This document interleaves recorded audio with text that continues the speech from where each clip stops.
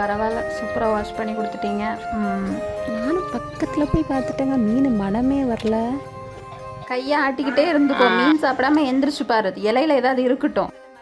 Hi hello friends, good morning. Come back to my channel. பழைய சாப்பாடு தான் கரைச்சி எடுத்துகிட்டு போயிட்டுருக்கேன் அம்மாக்காக. அம்மா காட்டில் வேலை செஞ்சிட்ருக்காங்க. இன்றைக்கி நம்ம சேனலில் ஒரு டேஸ்டியான எம்மியான பாறை மீன் குழம்பு தான் எப்படி பண்ணலான்னு பார்க்க போகிறோம். ஸோ நான் இன்றைக்கி டிஃப்ரெண்ட்டாக ட்ரை பண்ண போகிறோம். இந்த வீடியோ உங்களுக்கு கண்டிப்பாக யூஸ்ஃபுல்லாக இருக்கும். ஸோ ஸ்கிப் பண்ணாமல் நம்ம வீடியோவை பார்த்துட்டே இருங்க. வீடியோ தொடர்ந்து பார்த்துட்டே இருங்க. யாராவது புதுசாக பார்க்குறீங்க அப்படின்னா மறக்காமல் சப்ஸ்கிரைப் பண்ணிக்கோங்க நம்ம சேனல். எப்பயும் ஆதரவு கொடுக்குற தோழர் தோழியர் கண்டினியூஸாக உங்கள் ஆதரவை கொடுத்துட்டே இருங்க. மேலேருந்து கீழே இறங்கி வந்தனால மூச்சு வாங்குது, பேச முடியல. அம்மாவுக்கு தேவையானதை கொடுத்துட்டு நானுமே வீட்டுக்கு வந்துட்டேன். ஏதாவது தேவைன்னா சத்தம் போடுங்கம்மான்னு சொல்லிட்டு வந்துட்டேன். என்ன மீன் வாங்கியிருக்கேன்னு பார்த்துடலாம். நான் ரெகுலராகவே மத்தி இல்லைனா அயலை தான் வாங்குவேன். ஆனால் எனக்கு அன்னைக்காக பார்த்து மத்தியும் கிடைக்கல, அயலையும் கிடைக்கல. சரி பரவாயில்ல, பாறையே வாங்குவோம் அப்படின்னு பாறையே வாங்கியாச்சுங்க. இந்த பாறையில் இருக்கிற ஹைலைட் என்ன அப்படின்னா, இதுக்கு சைடில் ஒரு பீஸ் இருக்கும் பாருங்கள், கொலன்னு இருக்கும் பாருங்கள், செம்ம ஒரு டேஸ்ட் இருக்கும். அதுக்கு அடிச்சுக்குவோம் நானும் என் பொண்ணும். என் பையன் அதிகமாக ஃபிஷ்ஷை சாப்பிட மாட்டான்.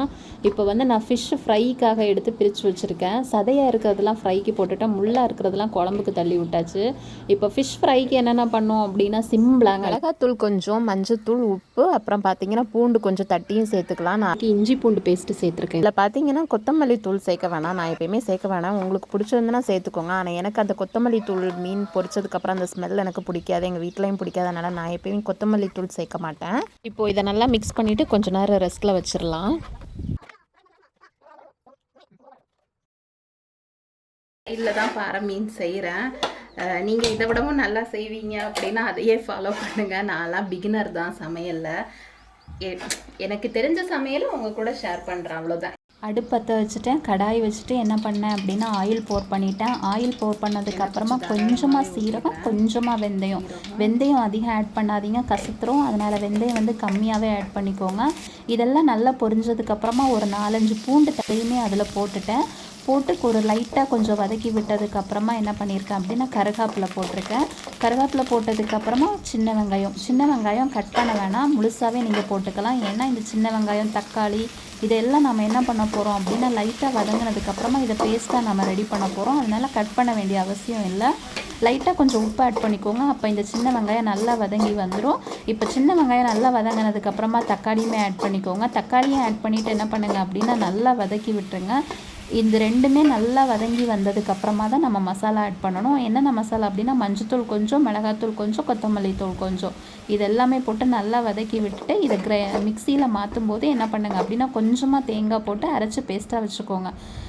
பேஸ்ட் ரெடி ஆனதுக்கப்புறமா மண்சட்டி வச்சு அதில் எண்ணெய் ஊற்றி கடுகு போட்டு தட்டி வச்சுருக்க பூண்டு, பச்சை மிளகாய் இதெல்லாமே போட்டு கருவேப்பிலை போட்டு வதக்கி விட்டுட்டு நம்ம அரைச்சி வச்சுருக்க பேஸ்ட்டை வந்து பண்ணிவிட்டு இப்போ நல்லா அதை வதக்கி விடுங்க. நல்லா வதக்கி விட்டுட்டு கொஞ்சமாக தண்ணி ஊற்றி ஜார்லையும் இருக்கிறது எல்லாமே வாஷ் பண்ணி அதுக்குள்ளே ஊற்றிடணும். நல்லா இப்போ குழம்ப வந்து மிக்ஸ் பண்ணி விட்டுடுங்க. இதுக்கப்புறமா நம்ம என்ன ஆட் பண்ண போகிறோம் அப்படின்னா புளித்தண்ணி தான் ஆட் பண்ண போகிறோம். புளித்தண்ணி கரைச்சி வச்சுருக்கேன், அதையுமே அதில் ஆட் பண்ணிவிட்டு நல்லா அந்த மசாலாவை வந்து பச்சை வாசனை போகிறது வரைக்கும் நல்லா கொதிக்க விடுங்க. கூடவே உப்பும் கரெக்டாக இருக்கான்னு செக் பண்ணிக்கோங்க. கொதிச்சு வந்ததுக்கப்புறமா என்ன பண்ணுங்க அப்படின்னா மீன் ஆட் பண்ணுங்கள். மீன் குழம்பு மட்டும் வைக்கலங்க, மீன் புட்டுமே ட்ரை பண்ணியிருக்கேன், ஐ கார்டில் கொடுத்துருக்கேன், மறக்காமல் செக் பண்ணி பார்த்துக்கோங்க.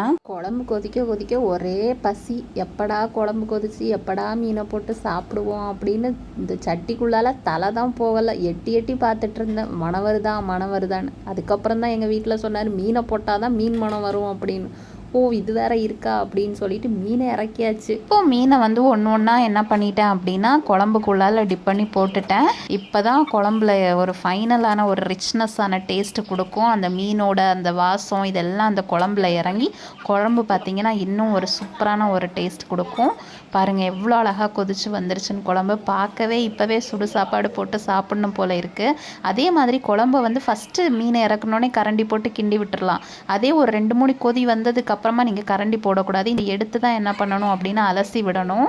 இந்த மாதிரி எடுத்து அலசி விட்டுட்டிங்க அப்படின்னா மீன் வந்து ஒன்றோட ஒன்று உடையாது. ஃபைனலாக குழம்புல கருவேப்பிலை போட்டு இறக்கி வச்சுட்டேன். இந்த சைடு நம்ம மசாலா போட்டு வச்சுருந்த மீனை வந்து ஃப்ரை பண்ணலான்னு இப்போ கையோட அந்த வேலையுமே ஸ்டார்ட் பண்ணிட்டேன். இந்த மீனை பொரிக்கிறதுக்கு நின்னாலே அம்மா வீட்டு நினைவுகள் தான் வந்து வந்து போகுது. அம்மா வீட்டில் இருக்கும்போது மத்தி மீன் தான் அடிக்கடி வாங்குவாங்க. இந்த மீனுக்கு நம்மளையத்தான் காவலாக விட்டுட்டு வேற வேலையை பார்ப்பாங்க. வரதுங்காட்டி சட்டி தான் இருக்கும், மீன் இருக்காது. அங்கே நின்றுட்டே சூடாக எடுத்து சாப்பிட்றது தான் நம்மளோட வேலை. எனக்கு எப்பயுமே நான்வெஜ்னால் பயங்கர இஷ்டம். அதே காய்கறினா தொண்டையிலேருந்து இறங்காது. அதே நான்வெஜ்னா தாவுறது, பறக்கிறது, ஓடுறது, நீந்துறது ஒன்றையும் விட்டு வைக்கிறது இல்லை. நம்ம தான் அப்படி இருந்தோம், நம்ம பிள்ளைங்க அப்படி இருக்கக்கூடாதுன்னு பிள்ளைங்களுக்கு நல்லா காய்கறியை போட்டு துருத்தி சாப்பிட வைக்கிறது. சாப்பிடுங்கடா, காய்கறி தான் சத்து அப்படின்னு காய்கறியையும் சாப்பிட வச்சுருக்கேன், நான்வெஜ்ஜையும் நல்லா பழக்கி விட்டுட்டேன். அதே மாதிரி காரமுமே நல்லா எடுத்துக்குவாங்க. கையோட ஒரு பொரியலுக்காக முட்டைக்கோசை வச்சாச்சு. தலைவரும் இலையை அறுத்துட்டு வந்துட்டார், எல்லாருக்கும் எடுத்து வச்சுட்டாரு. ஆனால் எனக்கு மட்டும் எடுத்து வைப்பார். நாமீனும் எம்புட்டு இலையில தாங்க இருக்கும், எல்லாத்தையும் சாப்பிட்டு தான் எந்திரிக்கணும்னு வேற கண்டிஷன் போட்டுருவார். சண்டே விலாக் அவ்வளோதாங்க. இந்த ஹாப்பியான விலாக் உங்களுக்கு பிடிச்சிருக்கும்னு நினைக்கிறேன். நம்ம சேனல் பிடிச்சிருந்துன்னா மறக்காமல் சப்ஸ்கிரைப் பண்ணிக்கோங்க. சப்ஸ்கிரைப் பண்ணும்போது பக்கத்தில் தெரியுற பெல் ஐக்கான் ப்ரெஸ் பண்ணிக்கோங்க. அப்போ தான் நான் போடுற வீடியோஸ் உங்களுக்கு ரெகுலராக வரும். அப்படியே அந்த குழம்பையும் ட்ரை பண்ணி பார்த்துட்டு எப்படி இருந்துச்சு மறக்காமல் கமெண்ட்ல தட்டி விடுங்க மக்களே. மீண்டும் ஒரு இன்ட்ரெஸ்டிங்கான விலாகில் உங்கள் எல்லாரும் மீட் பண்ணுறேன். Until take care, bye bye, see you all.